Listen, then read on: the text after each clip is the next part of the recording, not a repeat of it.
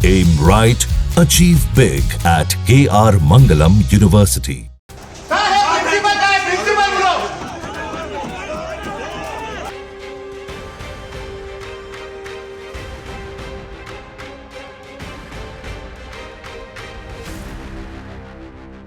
School वाले minority वाला है, वो माइनॉरिटी चोर मोसियाई है।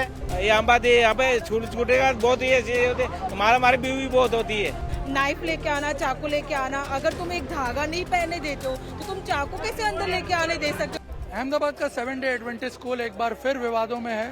मंगलवार को यहाँ एक छात्र ने दूसरे छात्र को छुरा मारकर हत्या कर दी और जिसके बाद आप देख सकते हैं यहाँ स्कूल में, अगर आप स्कूल के कंपाउंड में देखें तो लगातार जो पीड़ित छात्र है, जो मृतक छात्र है, उसके समर्थन में उसके परिवार और समाज के लोगों के अलावा कई सामाजिक और धार्मिक संस्था के लोग भी यहाँ पर इकट्ठा हुए हैं। उनका ये कहना है कि आखिर स्कूल के अंदर एक 8वीं क्लास का बच्चा कैसे चाकू लेकर के, छुरा लेकर के स्कूल में आ गया। और आपको बता दें कि चौंकाने वाली बात यह है कि जो मृतक छात्र है वो हिंदू है और जिसने हमला किया वो छात्र मुस्लिम है और इस वजह से मामले ने एक धार्मिक रूप भी यहाँ पे ले लिया है। यहाँ कई संस्थाओं के लोग भी पहुंचे हैं। ये बताइए क्या मांग क्या कर रहे हैं? मैं विश्व हिंदू परिषद कर्णावती महानगर मंत्री हूँ, KS राजपुरोहित मेरा नाम है। ये जो 7 डे स्कूल के अंदर जो घटना हुई है, इसकी सबसे पहले तो हम सख्त शब्दों में इसकी भर्त्सना करते हैं।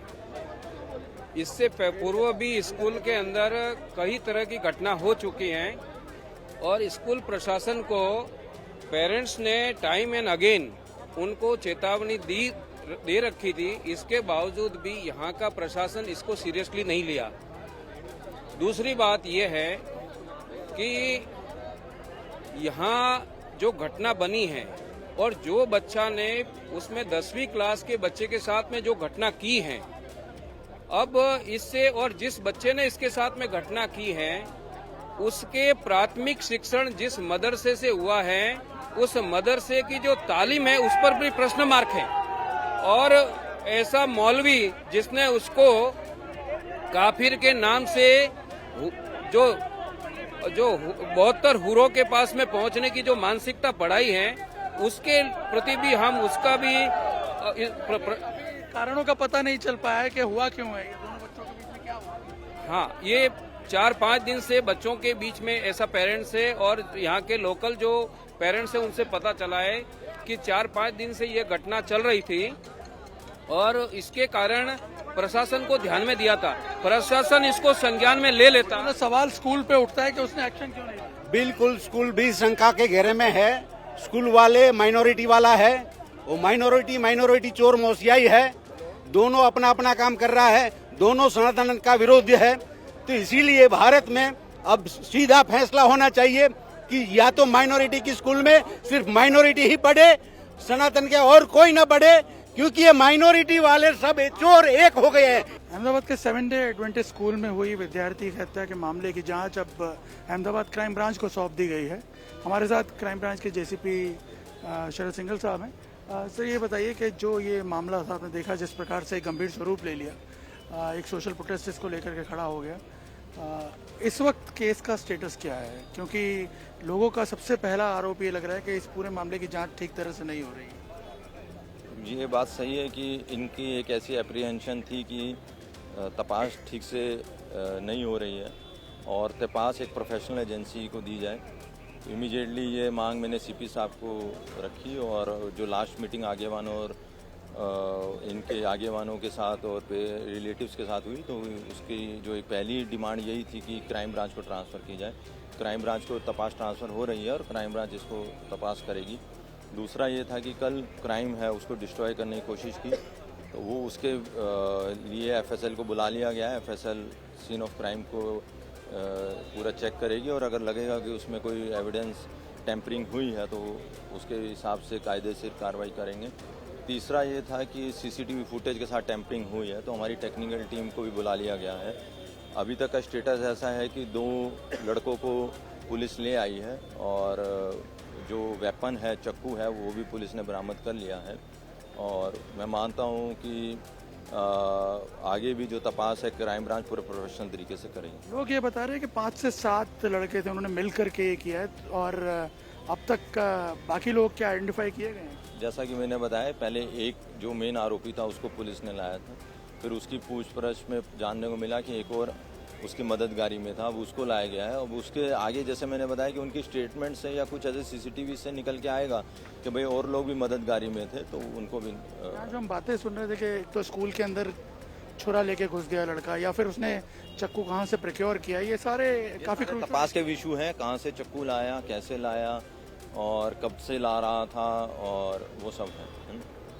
फिलहाल जो एक मांग उठ रही थी बच्चे की डेड बॉडी यहाँ लेकर के आई जाए शमशान यात्रा के दौरान, क्या वो इशू अब रिजॉल्व हो गया क्राइम ब्रांच? हाँ, क्राइम ब्रांच को ट्रांसफ़र होने के बाद उनके अब अश्योरेंस है और मैंने भी दिया है कि व्यवस्थित प्रोफेशनल रीति इन्वेस्टिगेशन होगी और वो लोग शमशान घाट ही लेके जा रहे हैं, स्कूल में अब डेड बॉडी नहीं लेके आएंगे। धन्यवाद। ये थे क्राइम ब्रांच के जेसीपी शरद सिंघल साहब जो बता रहे हैं कि अब मामला जो है उसको फिलहाल रिजॉल्व कर लिया गया है, क्योंकि क्राइम ब्रांच को इन्वॉल्व किया गया है इन्वेस्टिगेशन में, और उसके साथ साथ लोगों में भी अब एक विश्वास रिस्टोर करने की कोशिश की जा रही है यहाँ पे, और साथ ही ये एश्योर किया जा रहा है कि जितने भी लोग इस घटना में इन्वॉल्व होंगे उन सब के खिलाफ कार्रवाई की जाएगी। यहाँ तक कि स्कूल प्रशासन की यदि कोई भी लापरवाही या कोई क्रिमिनल इंटेलिजेंस भी बाहर आता है तो उसके खिलाफ भी कार्रवाई की जाएगी। पहली बात तो कि स्कूल के बच्चों के यहाँ पे बहुत क्राउड है और ये बच्चे इतने स्कूल के छूटने के बाद यहाँ पे इतनी धमाल होती है कि मारा मारी पे सब आ जाते हैं। तो ये आम बात है, यहाँ पे छूटने के बाद बहुत ही ऐसे होते, मारा मारी भी बहुत होती है। तो बच्चे की इसमें बच्चे इतना क्राउड रहते हैं कि जिसके कोई हद ही नहीं है। आप बताइए, आपके भी कोई रिलेटिव यहाँ पे पढ़ रहे हैं, बच्चे पढ़ रहे हैं? रिलेटिव नहीं पढ़ते हैं, बट ऑलरेडी मुझे स्कूल के बारे में पता है और ये यहाँ का स्टूडेंट है तो इसको सबसे ज्यादा पता है। यहाँ पे ऑलरेडी ये सब कुछ हो चुका है। पहले सबसे पहले मैं यहाँ पे स्टॉल लगाती तब मैं देखती थी कि बच्चे लड़ते थे, और मतलब सबसे ज्यादा ये नाइफ लेके आना, चाकू लेके आना। अगर तुम एक धागा नहीं पहने देते हो तो तुम चाकू कैसे अंदर लेके आने दे सकते हो? तुमको वो ध्यान रखना चाहिए। वन मोर थिंग, जैसे कि यहाँ पे स्कूल के जैसे तुम नॉर्मल रोड पे जाते हो तो ट्रैफिक पुलिस वाले होते ही होते हैं, तो तुम यहाँ पे ट्रैफिक पुलिस क्यों नहीं लगाते हो? अगर यहाँ पे इतना ऑलरेडी रश होता है तो सिर्फ स्कूल की जिम्मेदारी नहीं है, ट्रैफिक पुलिस वालों की भी जिम्मेदारी होनी चाहिए। मैं यही पढ़ता था, 4 साल पहले मैं यहाँ से पास आउट हूँ। ये सब झगड़े वगैरह यहाँ पे कोई पहली बार नहीं हुआ, ये हमेशा से होता है। तो जब इतना होता है तो स्कूल को ध्यान रखना चाहिए कि पहले से थोड़ी सिक्योरिटी बढ़ानी चाहिए, लेकिन स्कूल वाले नहीं करते। अगर इतनी सारी फीस लेते तो एयरपोर्ट टाइप पे यहाँ पे मेटल डिटेक्टर रखना चाहिए ना, हर बच्चा उसके अंदर से जाएगा तो पता चलेगा क्या लेके आया क्या नहीं लेके आया। सेकंड, पुलिस वालों को भी ध्यान देना चाहिए। 1:30 बजे जब यहाँ पे इतनी ट्रैफिक होती है और पता है यहाँ झगड़े होते ही हैं, तो पुलिस वालों को यहाँ पे पेट्रोलिंग करनी चाहिए ना, थोड़ी तो बच्चों की भी सेफ्टी हो। फुटबॉल ग्राउंड देखो, रिवर फ्रंट देखो, तो वहाँ पे पैसे पढ़ाने के लिए पुलिस बहुत पहुंच जाएगी, लेकिन ऐसी जगह पे पुलिस नहीं होती जब पता है कि 1:30 बजे यहाँ पे झगड़े होते। पहली बार हुआ है, किसी भी पब्लिक को पूछो, सबको पता है यहाँ पे झगड़े होते ही है ठीक से हमेशा। तो 1:30 बजे पुलिस वहाँ पे क्या कर रही थी? यहाँ पे पुलिस क्यों नहीं है? वहाँ पे इतनी ट्रैफिक होती है, ट्रैफिक पुलिस की यहाँ पे जिम्मेदारी क्यों नहीं है? और स्कूल वालों को भी इस चीज का ध्यान रखना चाहिए कि इस तरीके का माहौल बन रहा है तो आपकी सिक्योरिटी कहाँ पे? इतनी फीस ले रहे हो। और सेकंड, पढ़ाई के अंदर थोड़ा सा अगर आप इतना मॉरल पढ़ा रहे हो तो थोड़ा भगवत गीता ऐड करो, थोड़ा बच्चों को मेडिटेशन सिखाओ, थोड़ा वो भी तुम सिखाओ, गीता पढ़ाओ। ये बाइबल वाले की स्कूल है, ये माइनॉरिटी वाले की स्कूल है, ये माइनॉरिटी की स्कूल है। प्रार्थना पूरी होने के बाद यामीन यामीन बोलते हैं यहाँ पे। तो प्रार्थना जब पूरी होती है तो यामीन यामीन यामीन, तो यामीन यामीन क्या है? भागवत गीता का श्लोक बोले कि यामीन यामीन बोले लोग। सही बात है। हमारे बच्चे भी इधर पढ़ रहे हैं, प्रार्थना जब खत्म होती है तो यामीन यामीन, यामीन यामीन क्या है? मतलब हम हिंदुओं की स्कूल है कि किसी और वाले हिंदुओं का धागा क्यों निकालते हैं, कड़ा क्यों निकलवाते हैं? क्रिश्चियन प्रेयर क्यों होती है, हिंदू की प्रेयर क्यों नहीं होती? हिंदुओं को बोलते कड़ा निकालो, क्यों निकालो? हाथ हिंदुओं के हाथ से धागा निकलवाते क्यों निकालते? धागा निकाल देते हैं तो चाकू लेके बच्चा आए कैसे? आया तो पीछे का गेट से ही आया, तो वहाँ गार्ड तो ऑलरेडी रहते हैं। तुम्हारा गार्ड क्या कर रहा था? हम अपने बच्चे को छोड़ के जाते हैं, किस जवाबदारी पे जाते हैं कि हमारा बच्चा 6 घंटा यहाँ पढ़ने आता है। हम इसके पीछे पीछे तो नहीं आते ना, ये स्कूल के कंपाउंड के पीछे हुआ और स्कूल का यूनिफॉर्म पहना हुआ बच्चा है तो तुम्हारा स्कूल वाले क्या झक मारा रहते क्या? सिंपल चीज, अगर गार्ड है, बाउंसर रखे हो, ये किस लिए? अगर मेरा लड़का इधर सिगरेट पी रहा है। देख सकते हैं कि सबसे बड़ा सवाल जो उठ रहा है वो हो रहा है स्कूल की व्यवस्था को लेकर के, कि आखिर स्कूल में ये किस प्रकार की व्यवस्था थी कि इस प्रकार से बच्चों की जो सुरक्षा है वो खतरे में आ गई है। लोग जो छोटे छोटे बच्चे हैं वो चाकू चूल्हा लेकर के स्कूल में आ जाते हैं। 4-5 दिन से इस तरह का विवाद चल रहा है और उसके बावजूद भी स्कूल की तरफ से कोई स्टेप्स नहीं लिए जा रहे हैं, कोई एहतियातन कदम नहीं उठाए जा रहे हैं। और यहाँ पे आप देख सकते हैं इसी वजह से जो लोग हैं उनका रोष भी यहाँ पे टूट पड़ा। आज हमने देखा कि सुबह से ही स्कूल के अंदर जो है वो अभिभावक जो है वो आकर के पहले घुस गए थे और बाद में यहाँ पे आप देखिए कि स्कूल के अंदर तक यहाँ पे घुस गए थे और यहाँ स्कूल के अंदर तोड़ फोड़ भी मचाई है।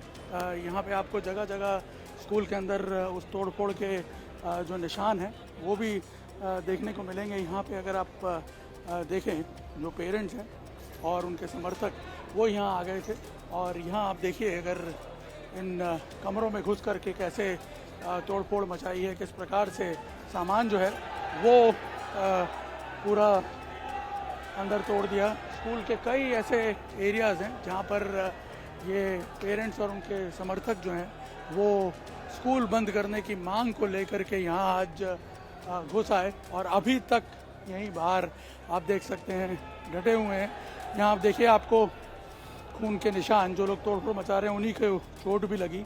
यहाँ आप देखिए किस प्रकार से जो कमरे हैं उनमें तोड़फोड़ मचाई गई, लॉबीज़ में तोड़फोड़ मचाई गई, क्लासेस के जो कांच हैं वो यहाँ पे तोड़ दिए गए और उसी वक्त पुलिस यहाँ पहुँची और इस उत्पात को रोका गया क्योंकि लोगों में काफ़ी गुस्सा था, काफ़ी रोष था।